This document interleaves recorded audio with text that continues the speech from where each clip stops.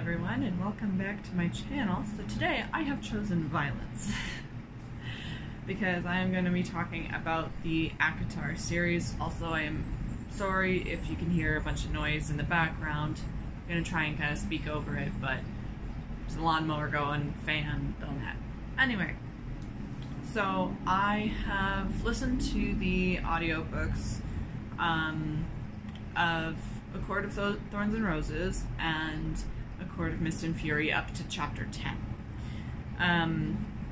First one, I listened to about 80% of it before I stopped, but I was told that the series gets better in the second book, so I figured, well, I'm not going to go back and finish the first one because I got a pretty good idea of what happened, so there was not really a point. So I just went ahead and started that one. And mind you, I didn't spend any money on this because, like, with popular books like this, you can just, like, find on YouTube audiobooks or, like, people reading the book to you kind of thing. So that's how I did it. And I'm so glad I didn't spend any money on it. Now, here's the thing. If you enjoy this series and you don't want to hear negativity around it, please don't watch this video, because, like, don't try and comment saying, like, it gets better or whatever, because, like, nothing is going to change my mind, and I want to talk about this because I haven't seen anyone else do it.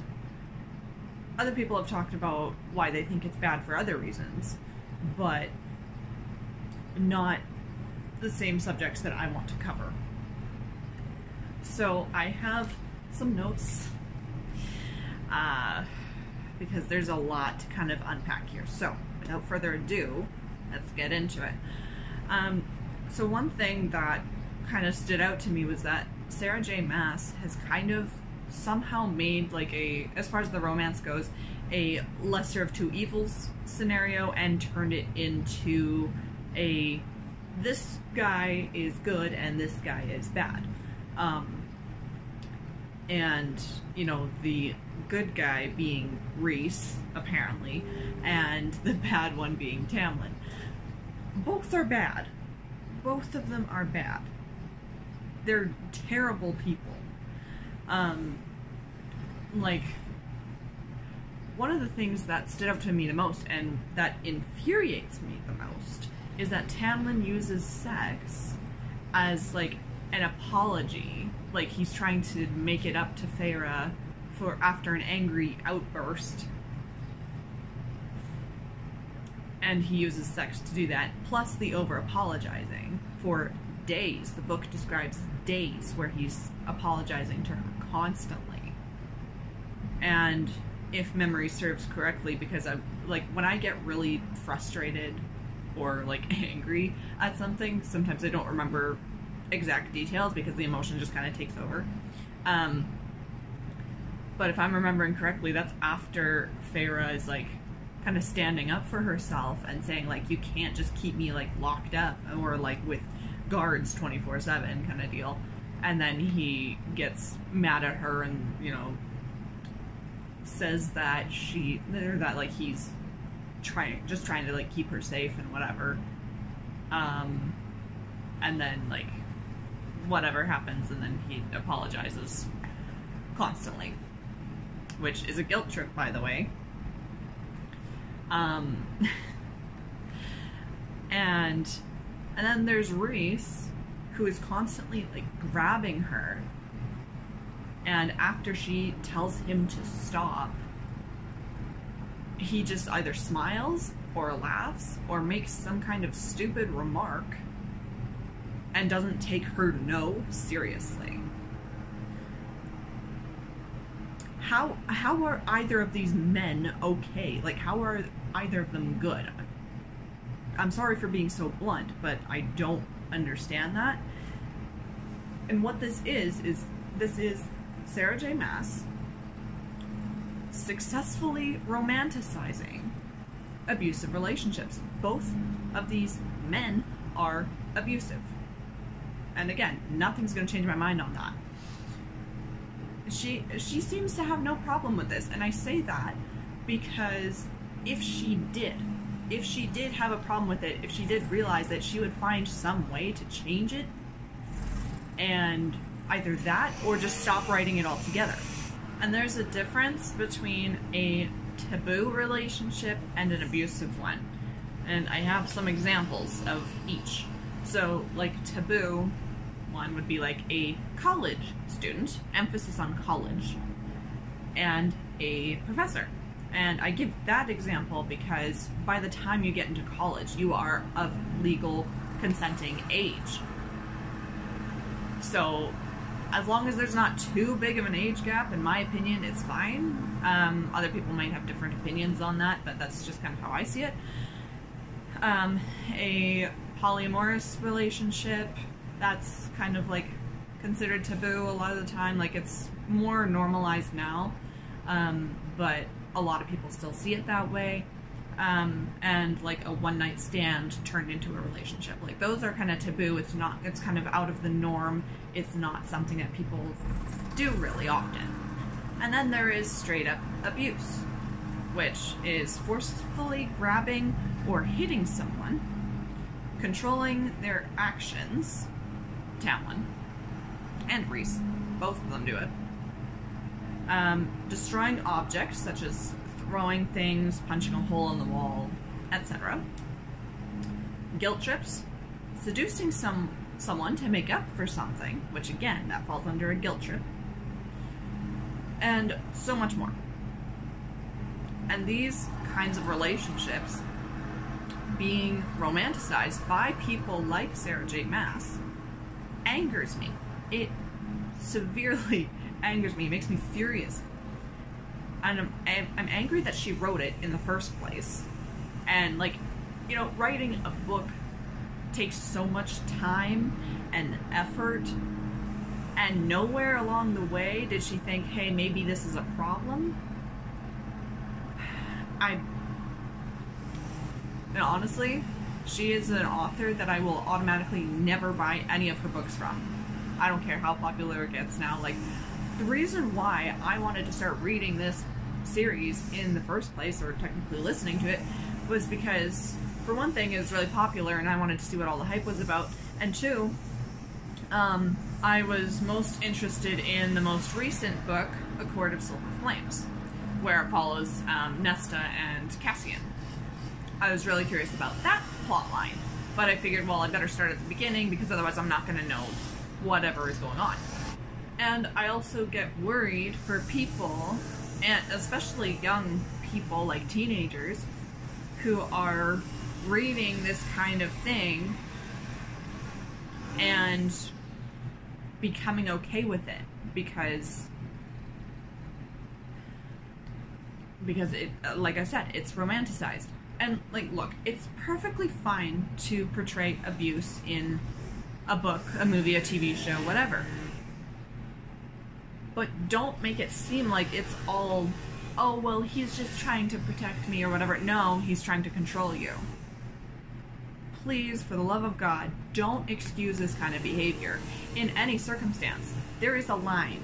There is a serious line between, you know, a relationship that's, again, like more taboo, or maybe it's like, okay, maybe it's not the healthiest relationship, but they're trying to get better, like genuinely, and just straight up abuse, and it's never gonna change. And I've seen a lot of things, like on TikTok and stuff, where people are saying that, like, no matter how toxic someone is, that they would still be with them. These kinds of relationships, if you even want to call it that, it is domestic abuse, domestic violence. That kind of thing gets people killed every single day. It's not something to mess with. It's not something to aspire to have. And I get that this is like a Beauty and the Beast retelling, but like, there is so many better ways that the author could have gone about this, and she chose this instead. and I don't understand why. I will never understand that. And I mean, I'm hoping that she's just kind of ignorant and she's not like suffering from domestic violence herself, and that's why she thinks it's okay. I'm hoping that's not the case, and I'm hoping it's just sheer ignorance, because no one deserves to go through that ever. But regardless, it is harmful. It is very harmful to put out. The big problem with this is that victims of domestic abuse stay with their abuser because of this cycle of abuse that happens, where there's like this calm period, things start to get romantic and they're happy, and then tension starts to build, and then there's an abusive kind of episode, and then that just keeps going around and around. And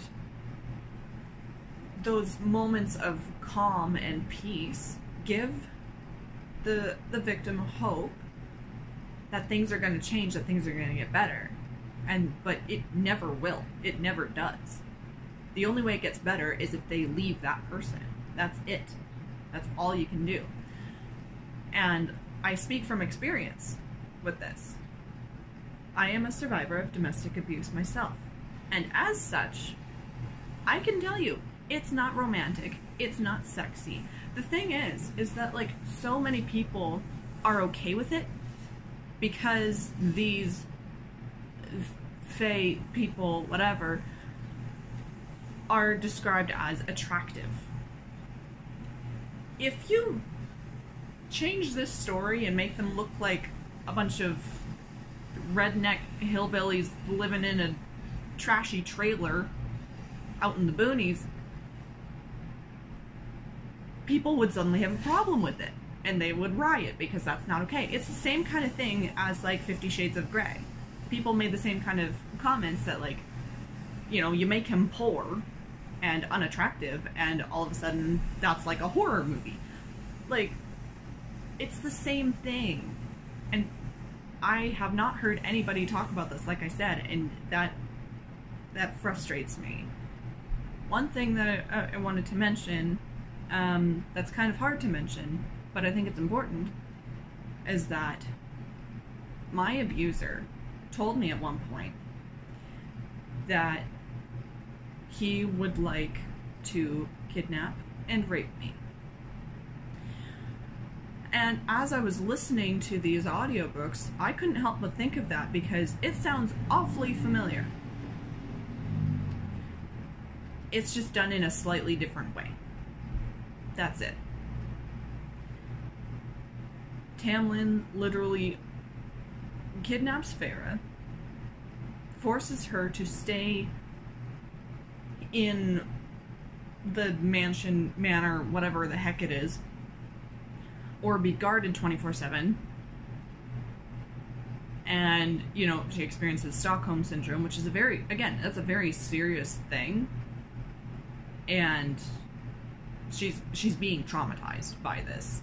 Like, psychologically, I don't care how the book portrays it, that is traumatizing. That's a traumatizing experience. And then Rhys, literally at the end of A Court of Thorns and Roses, literally is like pinning her down. How is this not seen as a problem by either the author or the readers? And like, again, like I think I've said this earlier, that like if you enjoy this series, I have no like hate towards you or any like beef with you, because like, you know, you just enjoy it. But I am concerned.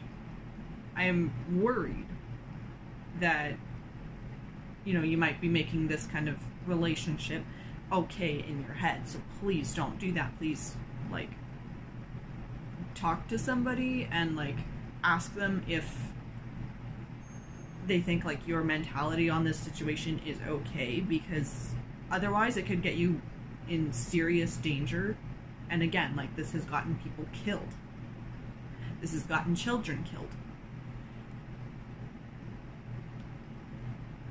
As an author, Sarah J Maas has an influence, especially with how popular she is. She has a massive influence on people. And she is using that to make abuse okay. And that will never sit okay with me, and I will never stop talking about it. I will preach this message until the day I die. It might be a bit of a strong word, but in all honesty, in my opinion, this is evil. I'm sorry for being so blunt, but that's just how I see it. It's evil. To convince people that this is okay. This kind of relationship is becoming the standard, not just from this book series, but in general. I've seen it in All the Bright Places. I've seen it in there was another one. I don't remember other examples right now, but I know there are more, and I just the name of them has completely escaped me. But it's becoming the standard that, like, people treating other people, or like people treating their significant other nicely is seen as like this amazing grand thing. And I say that because, like, a while ago, like I think a couple years ago now, there's this YouTuber that I'm subscribed to, and she was talking in a vlog about how, like, she had an ovarian cyst that ruptured, and her boyfriend was sitting right next to her in the video, and he asked her, have you seen your doctor yet? And she said, like, no, I haven't. And people in the comments were like saying that he was the best boyfriend ever for caring about her and looking after her like that, and blah blah blah. That's what normal people do. That is a normal human response. Any less than that is kind of a bad person. If people don't have your best interest at heart, you should be cutting them off. But that is seen as like a rare thing, and it's like a luxury now to have someone that you are dating care for you like that in a healthy way. But anyways, I think that's kind of all I have to say on this. I hope my message kind of got across clear. I apologize if my tone was aggressive. I feel angry towards the books themselves and the author herself, or themselves. I'm not sure what their pronouns are.